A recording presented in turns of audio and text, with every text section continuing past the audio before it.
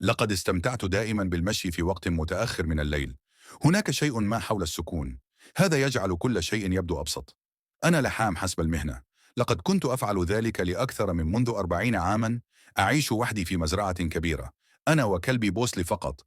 المنزل هو كبيرة جدا بالنسبة لشخص واحد، ولكن لم يكن لدي أبدا القلب لتقليص حجمه. بعد زوجتي توفيت ماريا، وانتقل أطفالي للعيش في مكان آخر منذ سنوات مضت، ومنذ أن أودى السرطان بحياتها، لقد كنت أنا وبوسلي ليلة واحدة فقط. بعد يوم طويل في المتجر، قررت للذهاب في نزهة على الأقدام. ممتلكاتي جميلة كبيرة جدا، لذا عادة ما تكون حلقة واحدة فقط. كان الهواء كافيا لإشباع رغبتي. كان بوسلي هادئا وركض بجانبي. أحيانا أعتقد أنه يحبني أكثر مني. أنا أحبه. لقد مشيت في تلك الحلقة مئات المرات، ولكن بينما كنت متجها العودة إلى المنزل، شيء عالق. نظرت بعيني إلى الطابق الثاني النافذة التي تطل من غرفة النوم التي اعتدت أن أشاركها أنا وماريا لمدة في جزء من الثانية. اعتقدت أنني رأيت شيئا، تحركت وتوقفت في مساراتي وأنا أتطلع عند تلك النافذة. لم يكن هناك سبب. يجب أن يكون هناك أي شخص. لم أكن هناك في تلك الغرفة. في السنوات لم أستطع أن أجعلها نفسي. شعرت أن دمي بدأ يغلي عند التفكير في كسر بعض الغرباء. لم أكن سأقف في منزلي، لذلك اندفعت إلى الداخل وقلبي يتسابق، وركضت إلى الطابق العلوي. وكانت الغرفة فارغة تماما، كأنني تركته بلا أي علامة على أي شيء من المكان الذي نظرت فيه في كل مكان يمكن تخيله، ولكن لم أجد شيئا. نعم، كنت جميلة. لقد شعرت بالذعر، ولكنني كنت أكثر غضبا من أي شيء لم أتناوله من هذا النوع. الشيء الخفيف الذي اعتقدت أنني رأيته للتو، شيء لم يكن هناك. وقفت. لقد شعرت بالحمق لبعض الوقت، ولكنني لم أستطع التخلص من الشعور بذلك. لقد كان هناك شيء ما. وفي الليلة التالية استيقظت على بوسلي. إنه كلب جيد ولا ينبح أبدا، ما لم يكن هناك شيء ينبح عليه. جلست في سريري واستمعت إلى ذلك عندما سمعت صريرا قادما من الطابق العلوي. ربما كانت مجرد أصوات البيت القديم، ولكن ذهني ذهب مباشرة إلى خطوات كانت قادمة من اليمين. الغرفة فوق غرفتي مباشرة. لقد ناقشت الأمر الاستيلاء على بندقية الصيد الخاصة بي من في الطابق السفلي، ولكن لم أرغب في الذهاب إلى هناك. إذا وصل الأمر إلى ذلك، كنت على استعداد تام، واثق من أنني أستطيع أن أتحمل أي شيء. هناك يدي إلى يدي. أمسكت بيدي مصباح يدوي وذهبت للتحقق مرة أخرى. لا شيء. كانت الغرفة متشابهة تماما. لم يمس غضبي. بالتأكيد بدأ الأمر يتحول إلى قلق. في هذا الوقت نقطة ما لم أشعر أنها صحيحة. في الليلة التالية جئت إلى المنزل في الطابق السفلي للعثور على أضواء المطبخ مضاءة. أعلم أنني أوقفتهم قبل النوم. لا تترك الأضواء مضاءة. لم يكن هناك. لم يعد هناك أي سؤال. هل كان هناك شخص في منزلي؟ بدأت أشعر بالذعر، فاتصلت بالشرطة وأخبرتهم أنني أعتقد أن شخصا ما قد يكون. تسللوا وخرجوا وفتشوا المنزل من الأعلى إلى الأسفل، ولكن تم العثور عليه. لم يجدوا شيئا، وكانوا لطيفين بشأنه. أخبروني أن أتصل بهم مرة أخرى إذا كنت بحاجة إليهم، ولكنني أستطيع أن أقول أنهم لم يصدقوني. الليلة التالية كانت الأسوأ على الإطلاق. لم أستطع النوم، لذلك قررت الذهاب في الطابق العلوي وأتحقق من غرفة النوم مرة أخرى. لا أعرف لماذا. ربما كنت أعتقد أنه سيكون كذلك. هدأت عقلي، ولكن عندما فتحت الباب تجمدت هناك ملابس منتشرة في جميع أنحاء الأرض. ماريا الملابس التي كنت قد حزمتها بعيدا بعد أن ماتوا الآن، وكانوا في كل مكان. شيء ما مثل هذا لا يحدث عشوائيا. ثم رأيتها وكانت هناك امرأة واقفا في المدخل يحدق فقط فيه. لم أستطع رؤية وجهها بوضوح، ولكنني أستطيع أن أقول أنها لم تكن ماريا. لقد كانت كذلك أيضا قصيرة. لا أعرف من كانت، ولكنها لم أكن أنتمي إلى هناك، ولم أكن هناك أبدا. خائف في حياتي دون تفكير، ركضت. استدارت نحوها واندفعت إلى أسفل السلالم والخروج من الباب الأمامي بواسطة. عندما خرجت كانت قد اختفت. تم البحث في العقار باستخدام بي، ولكن لم يكن هناك أي أثر لها، ولم أفعل. نمت تلك الليلة لعدة أشهر. بعد ذلك لم أستطع النوم. كنت دائما متوترا. أنا مقتنع بأنني سمعت خطوات في الطابق العلوي في الليل. كل ضجيج صغير يثيرني. نمت مع بندقيتي بجانب سريري. كنت خائفة من أن أضطر إلى استخدامه مرة واحدة في الليل. كل ضجيج صغير يثيرني. ناقشت دعوة أخي للمجيء للإقامة معي، ولكنني لم أكن أنوي فعل ذلك. لقد نشأت على التعامل مع شؤوني الخاصة دائما، لذا هذا ما فعلته في الكابوس. لم تنتهي. رغم أنني كنت في ليلة ما جالس في غرفة المعيشة، عندما لاحظت وجود شخصية واقفة في الفناء ينظر إلي مباشرة من خلال النافذة. كانت هي مرة أخرى. شعر قلبي مثلما توقفت. أمسكت بالصيد الخاص بي البندقية، وركض خارج بوسلي قريبة خلفها. كانت لا تزال هناك، فقط صورة ظلية في ضوء القمر تراقبني. أطلقت بعض الطلقات التحذيرية في الهواء على أمل تخويفها. كان ذلك كافيا لتجعلها تستدير وتجري إلى الظلام. ولكن ليس الأمر كما لو أن ذلك جعلني أشعر بتحسن. كنت أشعر حرفيا معذبة من قبل بعض النساء العشوائيات التي كانت ربما كنت بلا مأوى. ولم أستطع حتى أتخيل لماذا حدث هذا لي. وقفت هناك لفترة طويلة في انتظار. انظر إذا كانت ستعود، فهي لم تفعل أبدا. لم أرها منذ ذلك الحين، ولكنني أعلم إنها مسألة وقت فقط حتى أكون مستعدا تماما للدفاع عن نفسي. ولكن لا أعتقد العيش في قلق دائم مثل هذا هو مستدامة. الحمد لله على بوصلي. ليس لدي أي فكرة عما سأفعله بدونه. سأرسله تحديث إذا حدث أي شيء.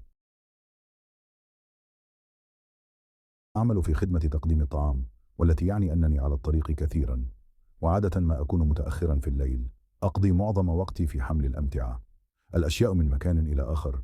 في هذا شاحنة ضخمة تجعلني الشركة أقودها. إنها ليست أسوأ وظيفة في العالم، ولكن الساعات سيئة للغاية، ولا يوجد شيء على الإطلاق. اعتقدت أنني سأفعل ذلك بحياتي بحلول. عندما أعود إلى المنزل أكون في حالة من التوتر الشديد، من الكافيين الذي لا أستطيع النوم أو أغمي علي في اللحظة التي أضرب فيها السرير. بقيت على هذا النحو لمدة 12 ساعة. كنت أقود السيارة. عدت إلى المنزل ذات ليلة في حوالي الساعة 2. هل هذا صحيح؟ كان من الجميل أن أقود سيارتي مرة أخرى. عندما كنت أقترب من منزلي أدركت ربما كنت قد تناولت الكثير من اللون الأحمر الثيران، ولم يكن هناك طريقة لأكون قادرا على ذلك. أنام فوق ذلك الذي لم أتناوله في ساعات، وكنت جائعا. هناك ماكدونالدز على بعد خطوات من الطريق السريع، على بعد 10 دقائق من منزلي.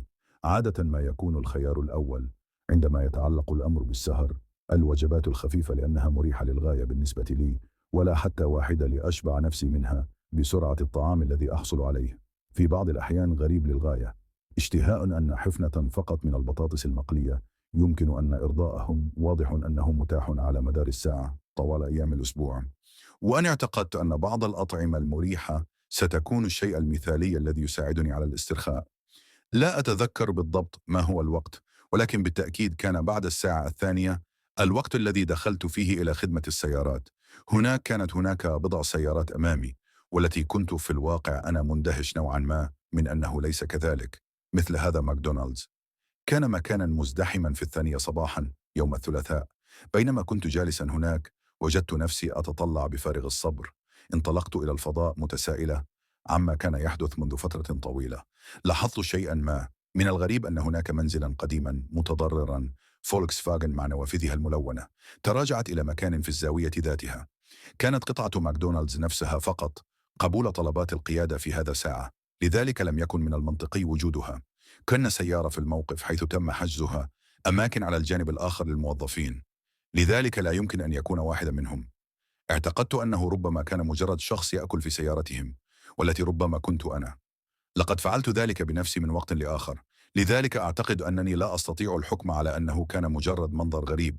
لأكون صادقا تماما، لقد حصلت عليه طعامي وبدأت في القيادة بعيدا. لم أكن أرغب في العودة إلى المنزل بعد، ولكنني كما أنني لم أرغب في الجلوس هناك. فقط أثناء تشغيل سيارتي بدأت أفكر في نفسي، أحاول أن أفكر في مكان جيد لوضع الوشاح فيه أسفل الطعام. أعيش في لوش جميلة المنطقة، لذلك هناك بصراحة الكثير من الخيارات، ولكنني لم أرغب في التغلب عليها.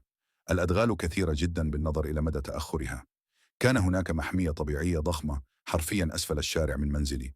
إنه يقع على جبل، وهو في الأساس مجرد غابة ضخمة. الشيء المثير للاهتمام هو أن هناك مناظر طبيعية خلابة، نقطة مراقبة في القمة مع إطلالة على المدينة. هناك طريق متعرج حول محيط المحمية، سيأخذك مباشرة إلى القمة التي هي لطيف خلال اليوم. بعد المحمية يغلق، على الرغم من أن الطريق غير قابل للوصول إلى السيارات، ولكن لا يزال هناك طريق مناسب للوصول إلى القمة دون الحاجة إلى المشي من خلال أي غابة. اعتدت أن أذهب إليها مع أصدقائي من المدرسة الثانوية طوال الوقت. لقد كان الوقت بمثابة مكان افتراضي. عندما أردنا أن نكون بالخارج ونستمتع بوقتنا، تحدث عن الدخان أو استمتع بالمنظر. فقط في الواقع لم أكن هناك لفترة من الوقت، لأنني كنت مشغولا جدا بالعمل طوال الوقت. الوقت لذلك اعتقدت أن الذهاب إلى هناك سيكون تقديما دفاع الحنين إلى الماضي الذي تشتد الحاجة إليه. عندما وصلت إلى منطقة وقوف السيارات في The Preserve، كان فارغا تماما. أقول موقف السيارات المنطقة لأنها لم تكن تقليدية. موقف سيارات به مساحات للسيارات، ولكن قطعة كبيرة من الحصى التي انحرفت بعيدا عن أحد الطرق التي مرت بها حدود المحمية كما قلت. تم إغلاق المحمية الفعلية، مما يعني أنني يجب أن تمشي كل الطريق حتى نقطة مراقبة من الخارج قبل أن أتمكن من ذلك. حتى إيقاف المحرك، رأيت المصابيح الأمامية تدخل إلى الموقف الذي كان مزعج بما فيه الكفاية في حد ذاته من غيره. سأكون هنا في الساعة 2 صباحا. ثم أدركت ما كنت أنظر إليه. كان نفس عربة الفوج من ماكدونالدز. موقف السيارات كنت متأكدا منه بنسبة 100%. تم ركن السيارة على مسافة قصيرة، والمحرك انقطعت، وشعرت بالقلق يبدأ في التدفق. ما هي احتمالات حدوث ذلك؟ بطبيعة الحال كانوا يتبعونني إلى نافذتي. تم تدحرجها جزئيا إلى الأسفل، وبقدر ما أستطيع أن أقول أنه لم يكن هناك موسيقى قادمة من تلك السيارة، أو على الأقل لا شيء منها يمكن أن أسمع بعد أن لم يحدث شيء لفترة من الوقت. في غضون دقيقة أو نحو ذلك بدأ خوفي يتلاشون. ربما كانوا يفعلون نفس الشيء. الشيء الذي كنت أخرج من أجله هو بعض الهواء النقي أو التدخين. هو مكان شعبي جدا، هذا النوع من الأشياء. ولكنني كنت فقط لقد شعرت بالغرابة بالنظر إلى مدى تأخر الوقت. لم أستطع التخلص من الشعور بذلك. كان هناك شيء خاطئ، على الرغم من أنني واستنتج أنه كان مجرد واحد من هؤلاء غير قابل للتفسير مصادفات. جلست هناك لمدة دقيقة أتناقش حول ما إذا كان ينبغي لي أن أعود إلى المنزل. لم أكن أريد المغادرة، ولكنني لم أفعل. أريد أن أكون وحدي. إما أنني التقطت هاتف وفيس تايم لأحد أقربائي الأصدقاء الذين يعيشون على بعد بضع دقائق مني. قلت لنفسي أنه إذا لم يرد علي فقط أكل طعامي في السيارة وأقود. كان مستيقظا بالفعل عندما وصل إلى المنزل. لقد فوجئت قليلا عندما قال أنه لقد كنت أقوم برفع ورقة. أقنعت نفسي ليأتي ويقضي بعض الوقت معنا. لقد كان في الأسفل، وقال أنه سيكون هناك في 10. بينما كنت أنتظر أبقيت عيني على عربة فوق، لم تتحرك بعد. حاولت للتخلص من ذلك. أقول لنفسي أنني كنت أشعر بالارتياب. عندما أدرك سيباستيان أخيرا عندما دخلت إلى المكان، شعرت بتحسن كبير. خرجنا كلينا من سيارتينا وبدأنا المشي على طول الطريق قبل موقف السيارات. لقد تراجعت كثيرا عن الرؤية. لقد أطلقت النار نظرة إلى الوراء. كانت سيارة فولكس فاجن لا يزال هناك، ولكنني رأيت الأبواب الأربعة انفتحوا على الفور، وخرج 4 رجال. وقفت هناك لبضع ثوان فقط. عندما نظروا إلى بعضهم البعض لم يكونوا حتى التحدث، فقط بالنظر حول كل شخص. بخلاف ذلك كان الأمر غريبا. لقد دفعت SAO من أدرك ما كنت أنظر إليه قبل أن يتمكنوا من رؤيتنا. واصلنا المشي على طول الطريق حتى تم وضع القرعة. تم حجب أجراس الإنذار عن الرؤية. انطلق في رأسي، ولكن سيباستيان لم يبدو قلقا كما أخبرني. ربما كانوا ذاهبين للخارج فقط. واصلنا السير حتى وصلنا إلى الدخان. وصلت إلى القمة، وكان منظر المدينة كافيا لأصرف ذهني عن الأشياء التي كنا نجلس عليها دائما، على هذا الجدار الصخري الصغير الذي كان من المفترض أن يمنع الناس من التجول. جلسنا على حافة الجبل. هناك يأكلون ويتحدثون كما اعتدنا أن نفعل. كان لطيفا بالطبع. كان لطيفا. لم يستمر الشعور طويلا كما سمعنا. صوت الكلام والضحك اقترب منا بسرعة، فاستدرنا أن نرى 3 رجال يسيرون نحونا، مشاركة ما بدا وكأنه صريح. لقد كانوا يتصرفون بشكل ودي بما فيه الكفاية. لقد هدأ أعصابي بالتأكيد قليلا، بدلا من العثور على مكانهم الخاص. على الرغم من ذلك لقد ساروا نحونا مباشرة، كما لو كانوا أردت أن أبدأ المحادثة التي أجراها الرجل. في الصراحة كان مغطى بالوشم، وكان لديه حلقة في الأنف. لقد بدأ مخيفا جدا بصراحة. لقد أطلق نصف ابتسامة قبل أن يسألنا إذا أردنا أن ندخن. قلنا كلانا لا، وأحد الرجال الآخرين ضحك. ولقد دعانا سيباستيان، سخر من فضولي وأصبح أفضل مني. وطرحت سؤالا حول ما كانوا يفعلونه في ماكدونالدز. الرجل الذي يحمل السيجارة أسقط ابتسامته على الفور، وضيق عينيه كما لو كان. لقد فوجئت بسؤالي له: فعل صديقان الشيء نفسه، وهما يحدقان فينا مع تعبيرات باردة لم يقولوها أي شيء لفترة طويلة وغير مريحة. حينها تذكرت أنه كان هناك 4 رجال في تلك السيارة وليس 3 رجال. كان أحدهم مفقودا في تلك المرحلة. كنت مستعد تماما للركض. كنت أعرف سيباستيان. كنت أفكر في نفس الشيء. في النهاية أخبرنا زعيم العصابة أنه عمل الليالي وأنه قد خرج للتو. رفع هوديته ليكشف عن زي ماكدونالدز. أعتقد لأنه عرفنا أننا لن نصدقه، وإلا فإنه ذهب بعد ذلك إلى القول أنه جاء إلى المكان كل يوم بعد العمل يدخن مع أصدقائه أثناء ذلك. لقد هدأني بالتأكيد قليلا. كان هناك شيء ما في هذا الوضع. لقد كان الأمر فظيعا لدرجة أنني أستطيع أن أقول أن سيباستيان شعر قررنا نفس الشيء، أنه حان وقت الذهاب. بدأنا السير على طول الطريق. توقف سيباستيان وأشار إلى الأشجار. اتبعت نظراته ورأيت الرجل الرابع مختبئ جزئيا في الظلام. لقد كان يحمل شيئا ما، ولكن لم أستطع اكتشف ما كان أشعر به في قلبي. بدأ السباق في اللحظة التي رآنا فيها. نظر إلى الأمام وبدأ التحرك، وهذا هو الوقت الذي بدأنا فيه. ركضنا مسرعين على طول الطريق ملقيين نظرة خاطفة. العودة لرؤيته يطاردنا مع 3 رجال آخرين قريبين من قلبي. كان يدق بقوة لدرجة أنني اعتقدت ذلك. سوف أنفجر. يمكنني سماع خطواتهم. اقتربت ولكنني لم أنظر إلى الوراء. وصلنا أخيرا إلى موقف السيارات. قفز الكثيرون إلى سياراتنا واندفعوا إلى الأرض من هناك. بينما كنت أسرع بعيدا، استطعت أنظر إلى هؤلاء الرجال وهم يتسارعون للوصول إلى سيارة. لم أشعر بالراحة في قيادتها.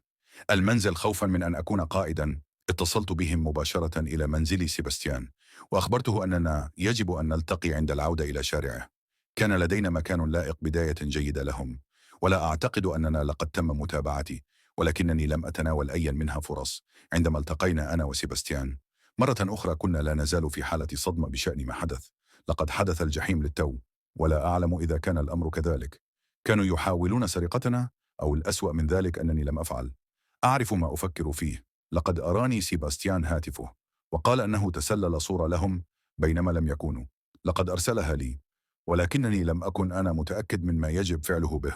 حتى لو كان لدي في اليوم التالي. أقنعت سيباستيان بذلك. تعال معي مرة أخرى إلى ماكدونالدز. يمكننا على الأقل الإبلاغ عن الموظف. في اليوم التالي اقتربنا من رجل في الجانب الأصغر سنا على أمل أن يستمع. لقد أظهرنا له الصورة وأخبرناه ماذا حدث له، واتسعت عيناه. لقد أخبرنا بشيء حرفيا فيلم رعب. على ما يبدو أن هذا الرجل كانت صديقتي تعمل أيضا في نفس المكان، ماكدونالدز، وتركوه لبضعة. منذ أشهر لم يتقبل الأمر بشكل جيد.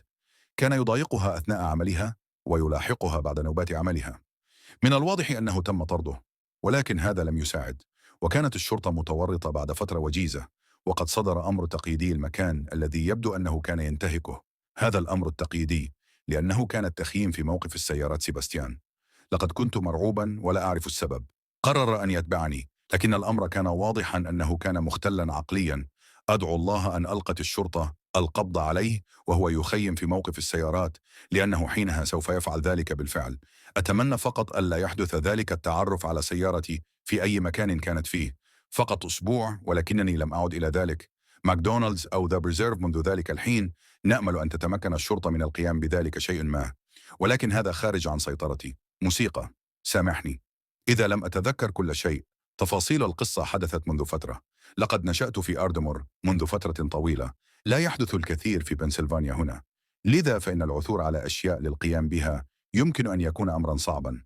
تحدي بعض الأصدقاء في المدرسة الثانوية، وأود أن أتسلل إلى الأماكن القديمة وأستكشفها. المباني المهجورة هي من هذا النوع. الشيء الذي فعلناه في ذلك العمر لم أفعله. أدرك مدى شعبية هذا النوع من الأشياء حتى بعد سنوات عديدة. على ما يبدو الكثير من الناس يحبون استكشاف الأماكن المهجورة. المباني على أي حال. كان هناك هذا الكنيسة المهجورة التي ذهبنا إليها عدة مرات قبل أن يكون في نار بولادتي. أتذكرها بالضبط. العنوان 198 إلمود أفنيو. المكان كان مخيف، لكنه كان المكان الذي نذهب إليه لإثارة وقت متأخر من الليل في إحدى أمسيات الخريف. قرر عدد قليل منا الذهاب إلى الكنيسة وشرب القليل بداخله. كان ليلة باردة والهواء كان منعشا. عض عليها. كان هناك 6 منا، أنا، لونا، جينا، جوني، ماكس وآلي. جلستا في الكنيسة خلف سياج من سلسلة الوصلات بارتفاع 8 أقدام، والذي كان علي أن أتسلق للدخول. كانت جميع الأبواب مغلقة بألواح خشبية، لذلك نحن كان يمر دائما عبر نافذة على الجانب. بمجرد أن تكون داخل أول شيء، لاحظت أن الأرضية، أو عدم وجود واحدة منها، كان الطابق الأول بأكمله مجرد تراب، يبدو وكأن شخصا ما قد مزقه ألواح الأرضيات منذ سنوات، ولم يتبقى سوى ثقب في الوسط، حيث مجموعة من سلالم خرسانية تؤدي إلى الطابق السفلي. هذا هو المكان الذي انتهينا فيه دائما. الطابق السفلي كان يحتوي على 3 غرف، ولكن واحدة فقط كان لها باب، والأخرى 2 فقط كان لديهما إطارات أبواب الغرفة الأولى. لقد دخلنا إلى المكان الكبير. لم يكن هناك الكثير فيه، فقط بعض الأشياء القديمة، أثاث مكسور وكراسي وأريكة مكسورة. أتذكر أنني اضطررت إلى إسكات جوني في 12 من عمري مرات، لأنه كان خفيف الوزن، وكانت الكمية القليلة من الكحول التي تناولها جعله صاخبا ومتوترا للغاية في مثل هذه المجموعة الكبيرة. كان دائما أمرا إيجابيا. على الرغم من ذلك، شعرت بأمان أكبر عندما عرفت أننا كان لدينا أرقام كنا نعبث بها لفترة من الوقت، الشرب والضحك كما نفعل عادة. هل كان من الممكن أن يكون لدينا مكبر صوت يلعب الموسيقى؟ ولكنني لا أستمع إليها بشكل كامل. أتذكر أن بابا انغلق من العدم. لقد قفزت حرفيا. هذا هو مدى ارتفاع الصوت. كنا متجمدين، نحدق في بعضنا البعض، قلقان تعبيرات. في البداية اعتقدت أن واحدا منا لقد أغلقت الباب بالصدفة، ولكن لا كان أحدهم بالقرب منها. على الفور تقريبا لونا جينا وجوني نجحوا في الهروب، الركض على الدرج تاركا لي ماكس، وكان خلفنا حليفا شجاعا، ولم يرغب أحد منا في المغادرة. ولكن قلبي كان ينبض بقوة. بالتأكيد أعترف بذلك تماما، ولكنني لم أكن لأفعل ذلك. دع الرياح تخيفني، أستطيع أن أقول ذلك. ماكس وعلي كانا يفكران في نفس الشيء.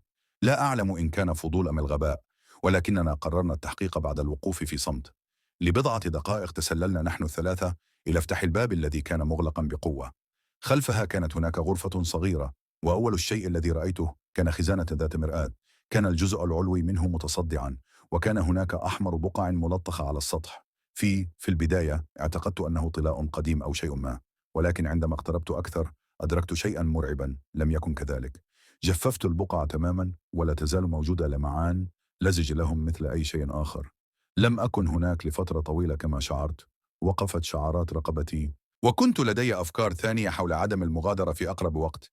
حيث أجرؤ على القول كان هناك شيء ما في هذه الغرفة مؤخرا. ثم رأيت الصورة كانت هناك، قديمة، صورة فوق الخزانة باللون الأسود، ولقطة بيضاء لامرأة ترتدي فستان زفاف. كانت تبتسم، ولكن كان هناك شيء ما. لقد أعطاني الأمر كله اهتماما. شعور سيء فتراجعت. ولكن كما أنا عندما استدرنا سمعنا صوتا آخر هذه المرة. لم يكن الباب الذي جاء منه إحدى الغرف الأخرى، كانت قادمة من الغرفة التي كنا فيها للتو. عندما قرر ماكس وآلي أنهما لقد حصلت على ما يكفي، ولم أكن سأجادل. مع ثم أخذنا أغراضنا ونفذت هناك بأسرع ما يمكن. عندما كنا تسلق مرة أخرى فوق السياج وضرب الرصيف، لم يقل أحد منا كلمة. بعد ذلك قفزت فوق السياج واستدرت، وأستطيع أن أقسم أنني رأيت صورة ظلية الشخص الواقف في النافذة المفتوحة. لا أزال أدعو الله أن يحدث ذلك من خلال بعض التفاصيل الصغيرة. ربما كان عقلي يلعب الحيل فقط علي، ولكنني لن أعرف أبدا على وجه اليقين. أنا وأصدقائي لم نعد إلى هناك أبدا معا طالما بقينا أصدقائي.